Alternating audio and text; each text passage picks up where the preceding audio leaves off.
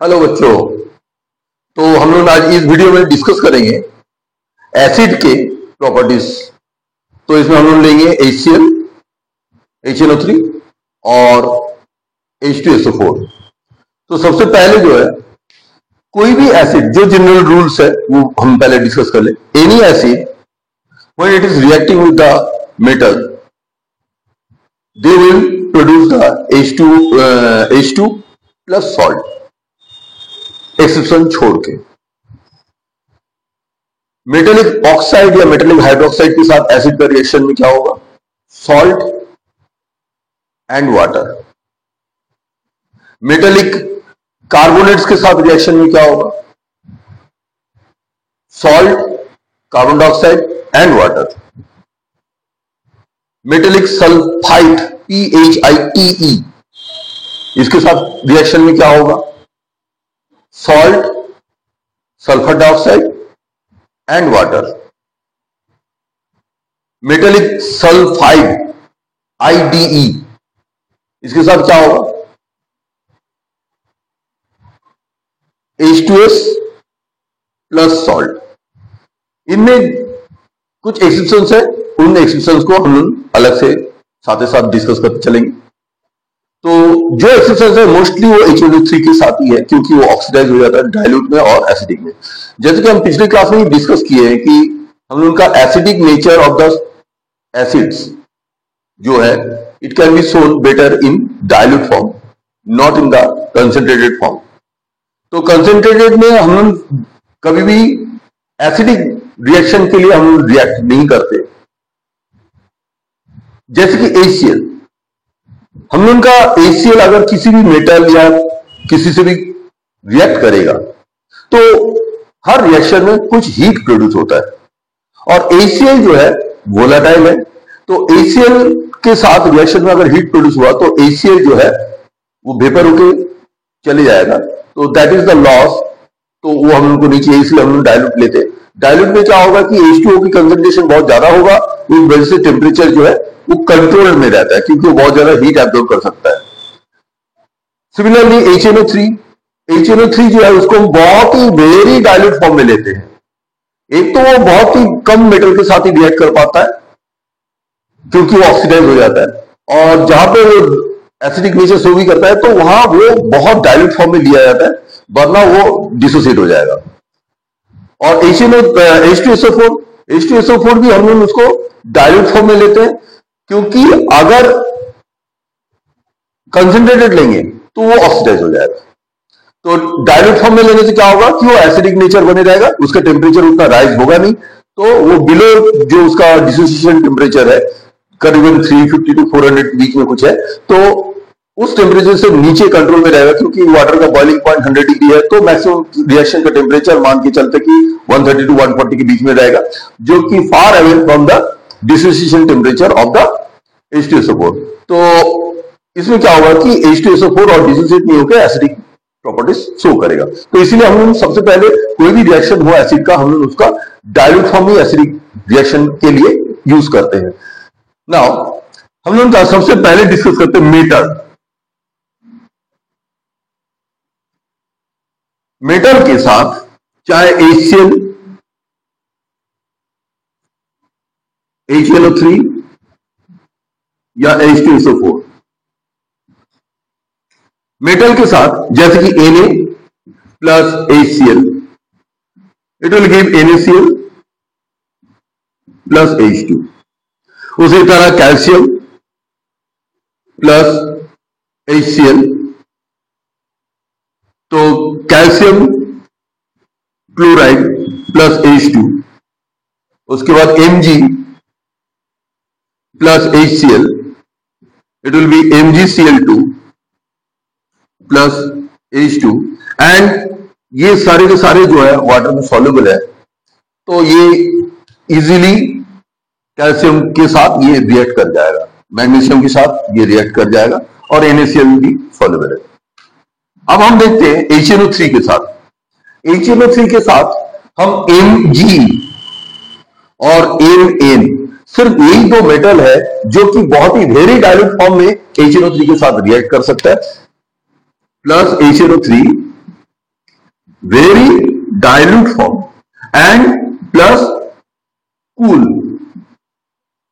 इसमें ये क्या बनाएगा, इसमें ये बनाएगा MgNO3 whole twice plus H2। तो ये बैलेंस कर दिए, ये बैलेंस है? नहीं, ये बैलेंस नहीं है।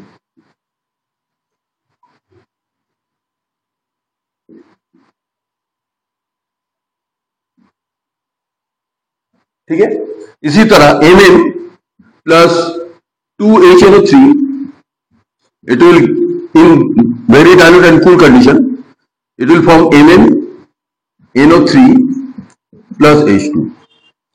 बाकी और कोई मेटल HNO3 के साथ वेरी डाइल्यूट कंडीशन में भी हाइड्रोजन और सॉल्ट प्रोड्यूस नहीं कर पाता है, क्योंकि वो डिसोसिएट हो जाता है ऑक्सीडाइजेशन में, oxygen produce, nascent oxygen produce कर लेता है। नाउ H2SO4 का, H2SO4 के साथ हम लोगों का Mg Fe और Zn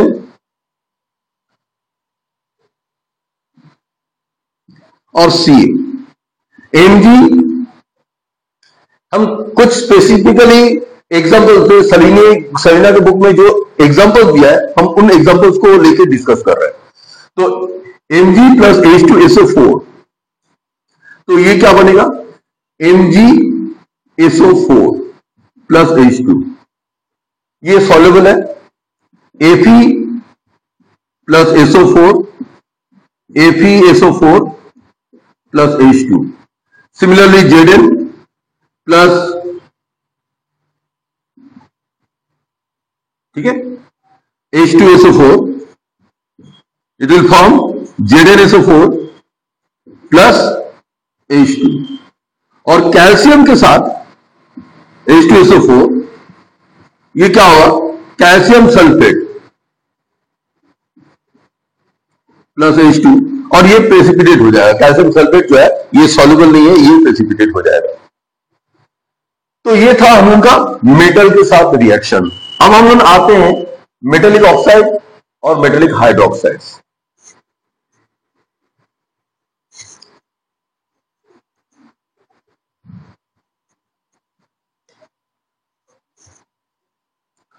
Now, metallic oxide and hydroxide, sodium hydroxide, calcium hydroxide,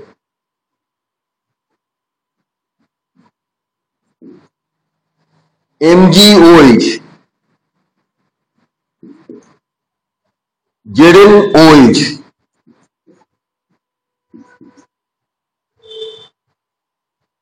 copper hydroxide,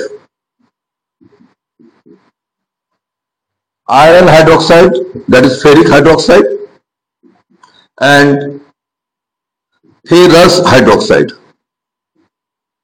now ये छोड़ देने से बाकी सारे के सारे जो है वाटर में सॉल्युबल नहीं है, but they are soluble in acid. तो हम लोगों का अगर कोई प्रेसिपिटेट है या कोई भी कंपाउंड है, अगर वो सॉल्युबल है चाहे वाटर में हो या एसिड में, तो वो रिएक्शन हो सकता है। मतलब वो मॉलिक्यूल जो है सॉल्युबल होकर सॉल्यूशन में आना चाहिए। अगर हम लोगों का ये एसिडिक सॉल्यूशन में अगर वो ना एसिड में डिसॉल्व होता है ना वाटर में डिसॉल्व होता है, तो फिर उसका रिएक्शन नहीं हो पाएगा। तो हम लोगों का ये सारे के सारे जो है, जितने ये हाइड्रोक्साइड्स हमने मेंशन किया, सारे के सारे जो है वाटर में सॉल्युबल नहीं है, लेकिन एसिड में सॉल्युबल है, मतलब HCl में सॉल्युबल है। तो plus HCl, it will give NaCl plus H2O plus HCl, it will give calcium chloride plus H2O। ये बैलेंसिंग देखना पड़ेगा, बैलेंसिंग यहां 2 होना चाहिए। तो उसी तरह प्लस 2HCl,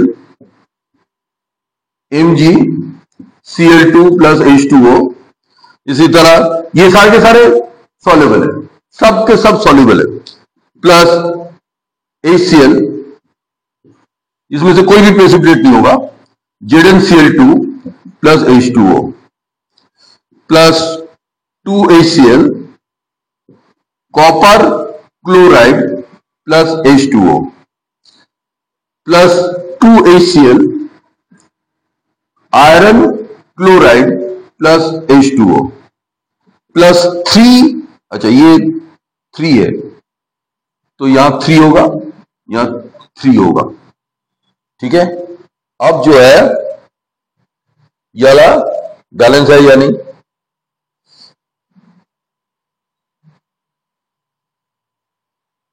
अच्छा ये जो है 2 होगा, 2 होगा, 2 होगा, 2 होगा, ये 3 होगा, हाँ, और ये 2HCl प्लस ये वाला क्या होगा, FeCl2 plus 2H2O, now it is balanced. Now nitric acid, nitric acid का मेटल के साथ रिएक्शन में जो हीट प्रोड्यूस होता है वो ऑक्सीडाइज कर देता है, लेकिन ऑक्साइड या हाइड्रोक्साइड के साथ जो हीट प्रोड्यूस होता है वो कंट्रोलेबल है, हम लोग इसको already dilute form, very dilute form में ले रहे हैं। तो इसके साथ हम लोग का जो रिएक्शंस है K2O, CuO, FeOH and MgOH2 तो plus HNO3,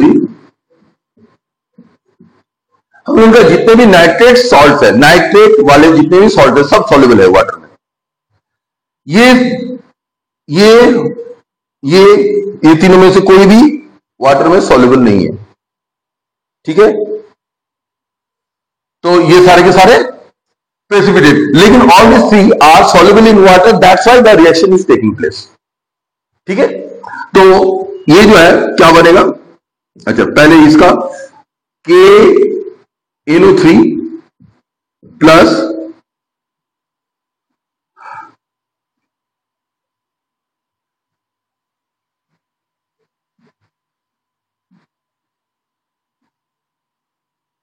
H2O, KNO3 plus H2O, copper oxide plus HNO3 2 होगा, CuNO3 ट्वाइस प्लस H2O, इसका 3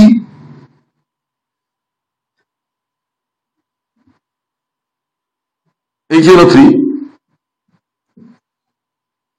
FeNO3 3, यहां पे 3 Fe का वैलेंसी 3 है तो इसीलिए यहां पे भी 3 लगेगा, अगर 2 होता तो यहां भी 2 होता, प्लस 3H2O बैलेंस, हाँ, प्लस Mg, ये क्या होगा HNO3, it will give NO3 whole twice plus H2O, तो यहां 2 होगा और यहां पे भी 2 होगा, ठीक है। तो इसी तरह जितने भी ऑक्साइड हो या हाइड्रोक्साइड हो वो HCl के साथ भी रिएक्ट करता है, HNO3 के साथ भी रिएक्ट करता है, और सिमिलर वे में H2SO4 के साथ भी सारे के सारे रिएक्ट करता है। तो यहां पे हम लोगों का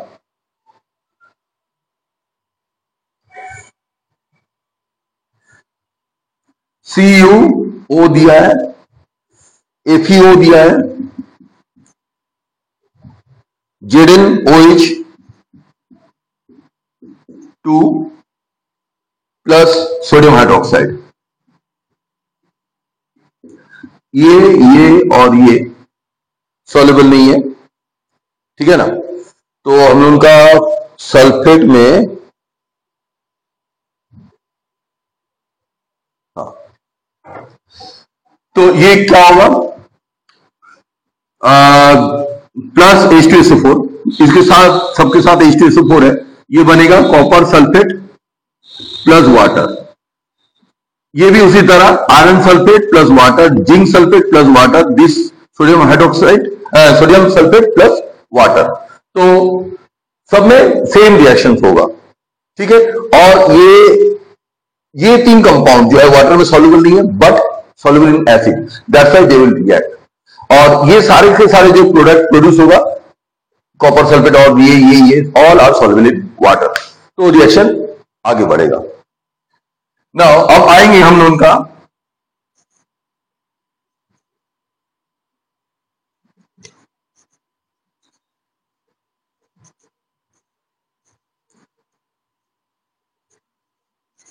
सबसे पहले मेटल कार्बोनेट्स, मेटल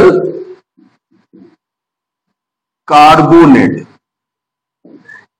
हम एक पहले रिएक्शंस देखते हैं मेटल कार्बोनेट के साथ रिएक्ट होता कैसे।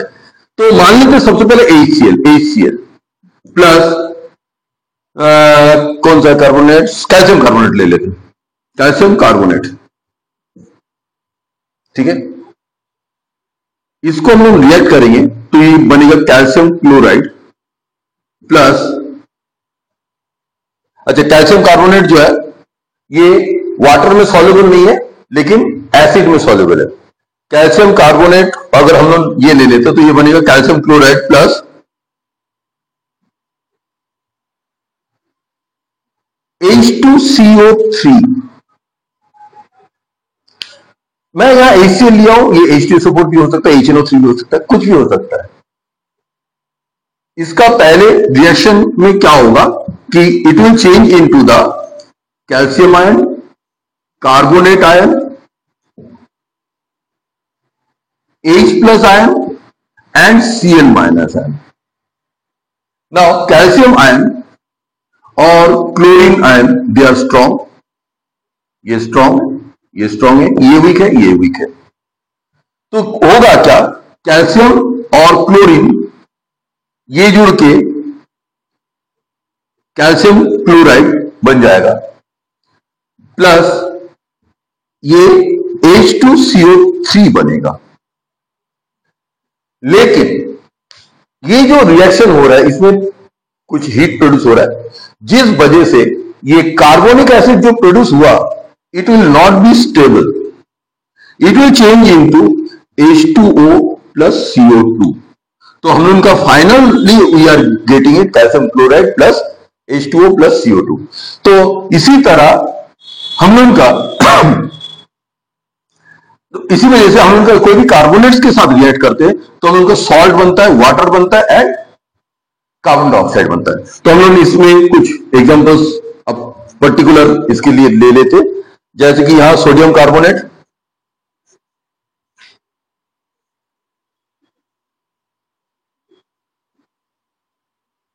Na2CO3 plus HCl। तो उस हिसाब से ये क्या बनेगा, sodium chloride plus H2O plus CO2।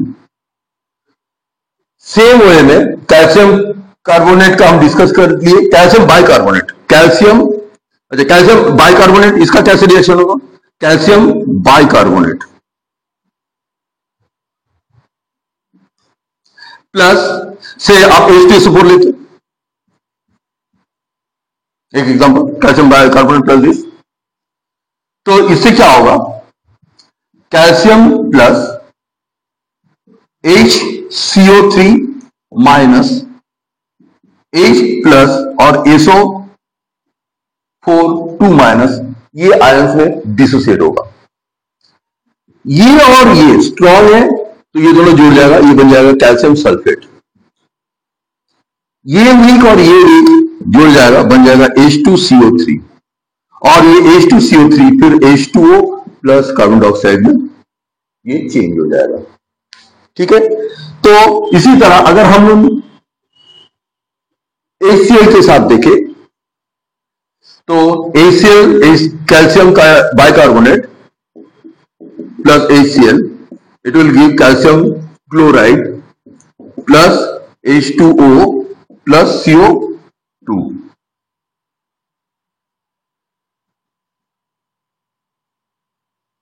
ये बैलेंस है, 2 यहां तो 2 होगा और H2O में H कितना है, 2 4, यहां भी 2 होगा, ठीक है। तो ये HCl के साथ हुआ। सेम वे में HNO3 के साथ मेटल्स छोड़ देने से बाकी हम उनका जितना भी रिएक्शन होगा, चाहे कार्बोनेट हो चाहे सल्फाइड हो, तो इनका रिएक्शन जो है इसमें ये हीट उतना प्रोड्यूस नहीं होता है, बहुत डाइल्यूटेड फॉर्म में ले रहे हैं। तो हम लोग का अब हम लोग इसके लिए लेंगे K2CO3, कैल्शियम कार्बोनेट हम ऑलरेडी देख चुके हैं, कैल्शियम कॉपर कार्बोनेट ले लेते, copper carbonate plus HNO3, dilute, very dilute, it will क्या होगा, KNO3 twice plus H2O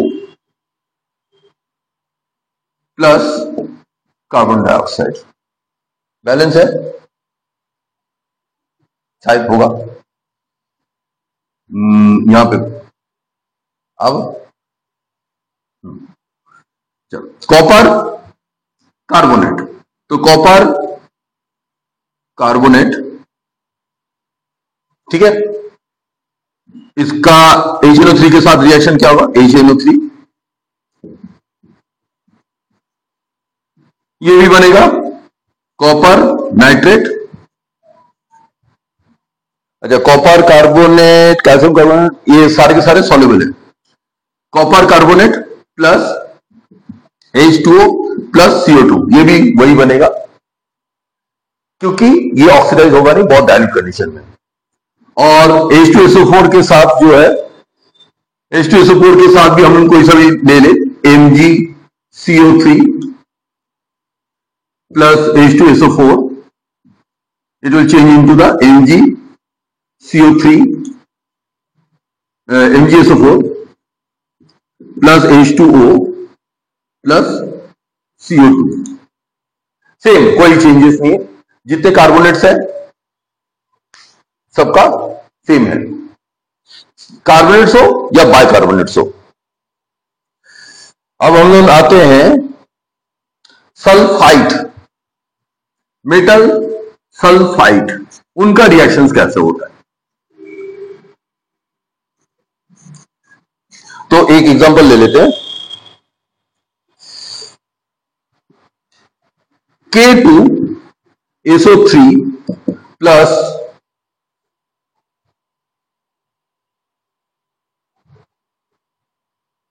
HNO3 ले लेते हैं। अब HNO3 ले लेते एक, तो इस रिएक्शन में भी जो है हीट इतना प्रोड्यूस होगा नहीं, and it will change into K plus SO3 2 minus H plus and NO3 minus. Now SO3 और NO3 में स्ट्रॉन्ग NO3 है, तो ये बन जाएगा KNO3 प्लस H2SO3।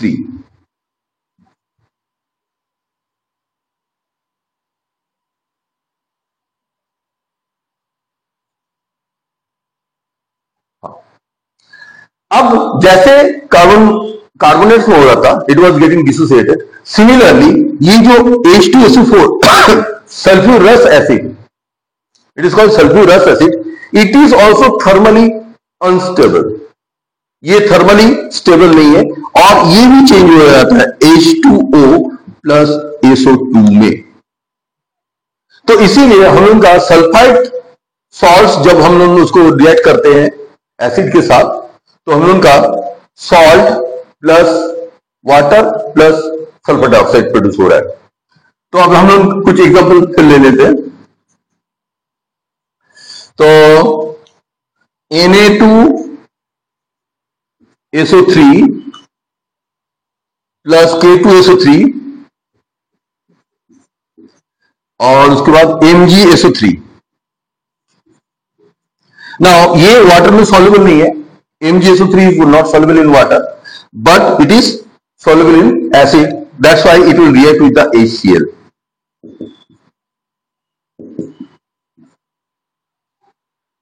तो ये बनेगा NaCl plus H2O plus SO2। Similarly इनका और इनका भी सब वैसे ही बनेगा। HNO3 का हम लोग ऑलरेडी देख लिए, और इसका भी हम एक देख लेते हैं, सोडियम बाइसल्फाइड। हाँ, सोडियम अगर सल्फाइड हुआ और बाइसल्फाइड, बाइसल्फाइड का भी क्या होगा हम लोग का यहां NaHSO3। बाइसल्फाइड भी जो है, when it will react with the acid, it will produce salt SO2 and H2O। तो पहले देखते particular form, NaHSO3 plus H2SO4, it will give Na plus HSO3 minus H plus और SO3 2 माइनस। ठीक है, now Na और SO4 SO4 2 minus, Na 2SO4, तो इसको अगर हम बैलेंस करें तो ये 2 हो गया, Na2SO4 ये दोनों बनेगा, और ये बनेगा H2SO3।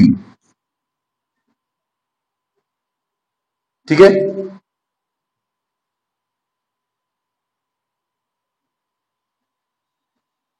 बैलेंस है, Na बैलेंस है, सल्फर 2 है, ऑक्सीजन 6 4 10 6 7, कुछ गड़बड़ है, पहले इसको देखते हैं।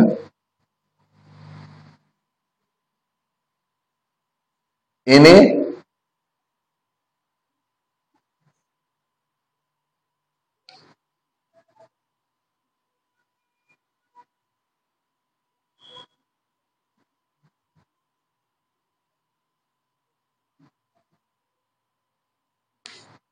अब बैलेंस है, हाँ अब बैलेंस,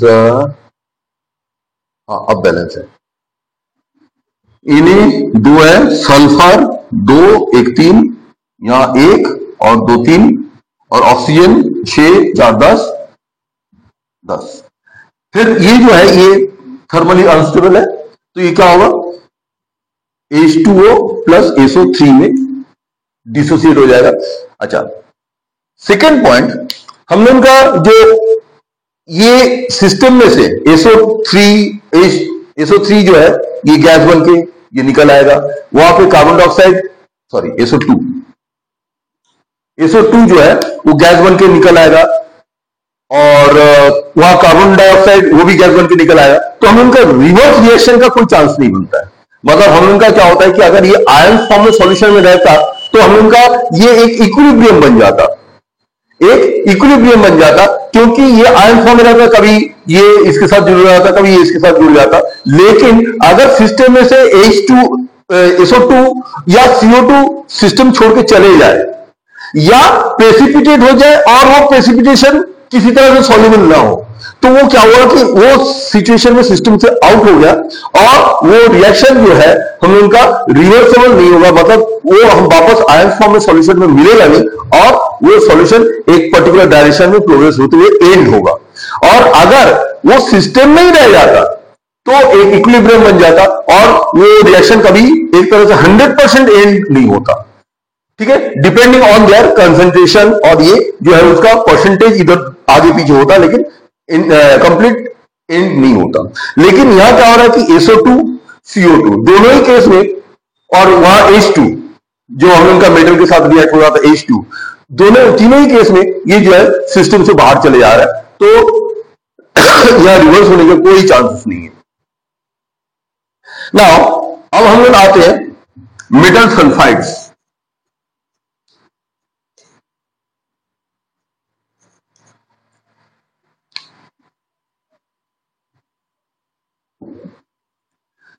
तो मेटल सल्फाइड का रिएक्शन HCl और H2SO4 के साथ अलग है। तो सबसे पहले हम HCl से Na2S प्लस HCl, हाँ Na2S है और FeS भी है, तो सबसे पहले इसका देखते हैं।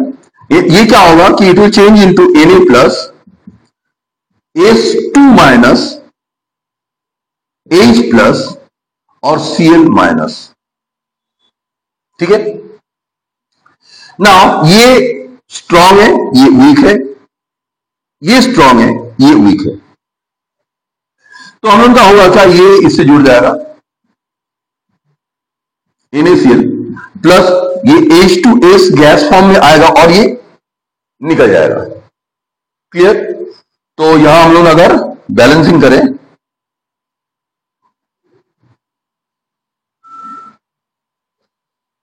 हो गया बैलेंस। ठीक है, तो इस तरह से हम लोग का HCl का रिएक्शन हुआ। तो अभी हम लोग इसको यहीं पे लिख देते, NaCl का समझ गए, और एफीएस का देख लेते।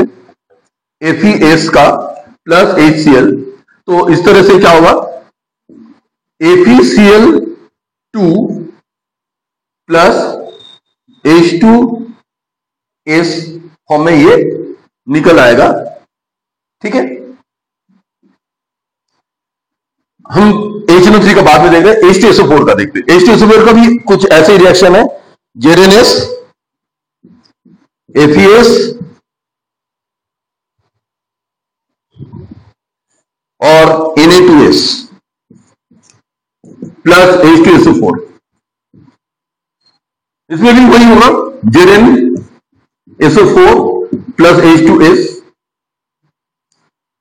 यहां भी वही सेम चीज होगा, यहां AfSO4 हो जाएगा प्लस H2S, यहां प्लस H2SO4। तो ये क्या होगा, Na2SO4 प्लस H2S, और ये दोनों ही, तीनों में ही H2S बाहर चले जाएगा और अपना सॉल्यूशन में बचे रहेगा ये इनके सल्फेट्स। ठीक है, नाउ ये दोनों एसिड के साथ तो रिएक्शन ऐसा रहा। अब हम लोग देखते हैं HNO3 का सल्फाइड्स के साथ कैसा रिएक्शन रहता है।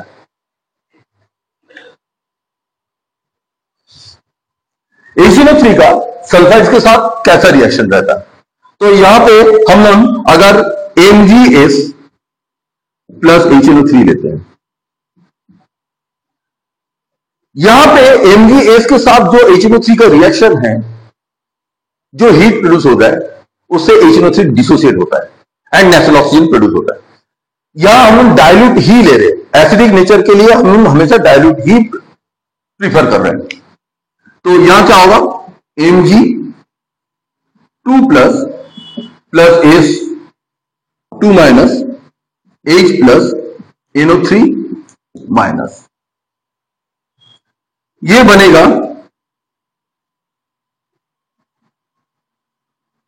MgNO3। अच्छा, ये स्ट्रांग है, ये स्ट्रांग है, ये वीक है, ये वीक है। ठीक है, प्लस H2S, यहां पे भी H2S बनेगा। लेकिन जैसे कि हमने डिस्कस किया था कि ये इसमें जो हीट प्रोड्यूस हो रहा है उससे HNO3 डाइल्यूट फॉर्म में भी डिसोसिएट होगा। तो डाइल्यूट फॉर्म में भी डिसोसिएट होगा, यानी वेरी डाइल्यूट फॉर्म में भी डिसोसिएट होगा। तो वेरी डाइल्यूट फॉर्म में डिसोसिएट होने के बाद ये क्या बनेगा, 2NO plus H2O plus 3 nascent oxygen. इनके रिएक्शन से ये बना, इनके रिएक्शन डिसोसिएशन से ये बना।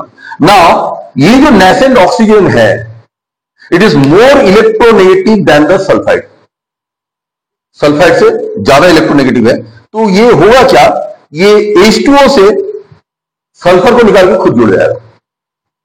तो हम इनका क्या होगा कि यहां 3 नेसेंट ऑक्सीजन है, तो 3 सल्फाइड 3 H2 3 ये चाहिए। ठीक है, हम लोग इसको अगर बैलेंस करें तो क्या, ये सबसे पहले तो हम देखते कि ये बैलेंस है ही, MgNO ये 2 होगा, ये 2 होगा, ये अब जाके ये H2S सही है। हाँ, तो हम उनको यहां 3 H2S चाहिए, 3 चाहिए। तो यहां क्या हो जाएगा, यहां हम उनका 3 टाइम्स यानी 6 और यहां 3 लेना पड़ेगा।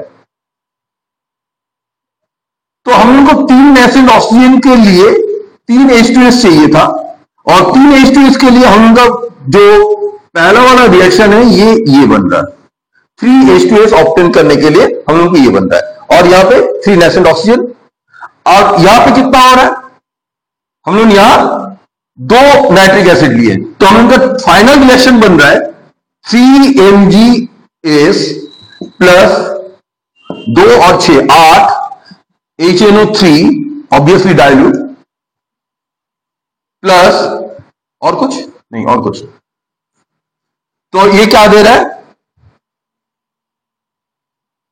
3MgNO3 2 प्लस 2NO प्लस यहां एक वाटर है, और यहां ऑक्सीजन हटके 3 वाटर यहां से आएगा, तो हो जाएगा 4H2O, और ये जो सल्फर है, सल्फर सेपरेट हो जाएगा, और ये सल्फर सेटल डाउन हो जाएगा नीचे।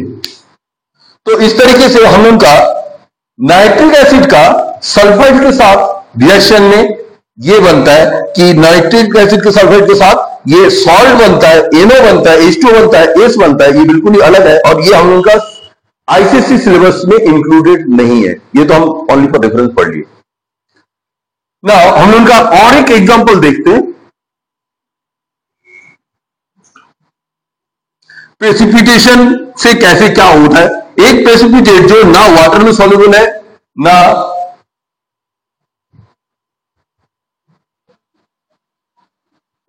अभी हम लोग लेड नाइट्रेट और मर्क्यूरी नाइट्रेट इन दोनों का रिएक्शन देखेंगे HCl और H2SO4 के साथ।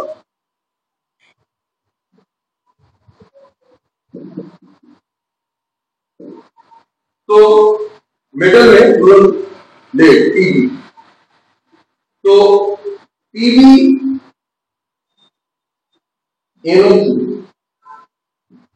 प्लस HCl,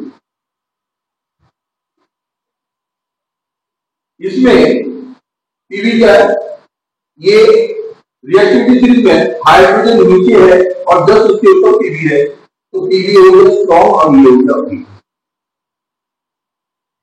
और नाइट्रेट और Cl में नाइट्रेट ऊपर है, तो ये हो गया स्ट्रॉन्ग, ये हो गया वीक।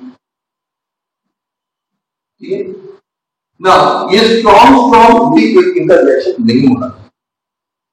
तो हम लोग का जब हम इसको वाटर में सॉल्यूट करेंगे, सारे नाइट्रेट वाटर में सॉल्यूट है, तो रेट का नाइट्रेट भी वाटर में सॉल्यूट है, Pb2 plus NO3 minus H plus और Cl माइनस, इस आयन फॉर्म में चेंज हो जाएगा।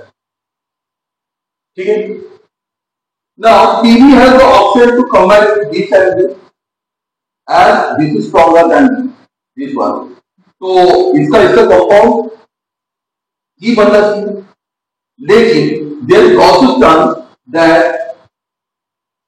PbCl Pb प्लस और Cl माइनस आसपास घूमते हुए पास ना हो जाए, तो क्या होगा, PbCl2 बन जाएगा, और ये HNO3 इसके पास आ गया, तो ये क्या हो जाएगा, HNO3 बन जाएगा।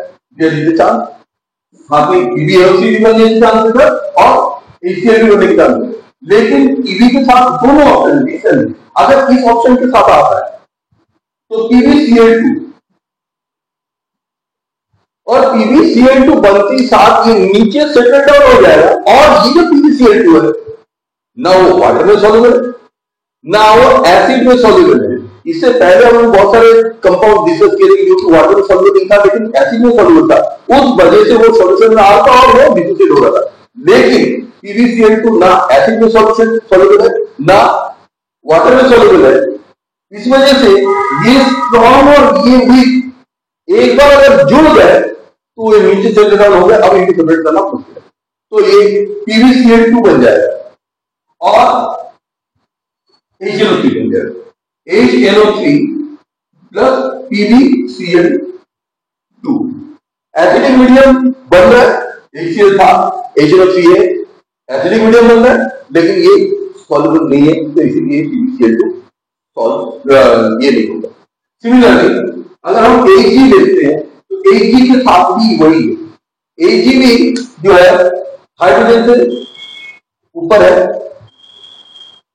AgNO3 और ये जो है AgCl, तो यहाँ Ag2 प्लस और जैसे कि AgCl2 बनेगा, ये सेम वे में प्रेसिपिटेट हो जाएगा, which is not soluble in water and acid, and it will give AgCl2 plus HCl. ठीक है, नाउ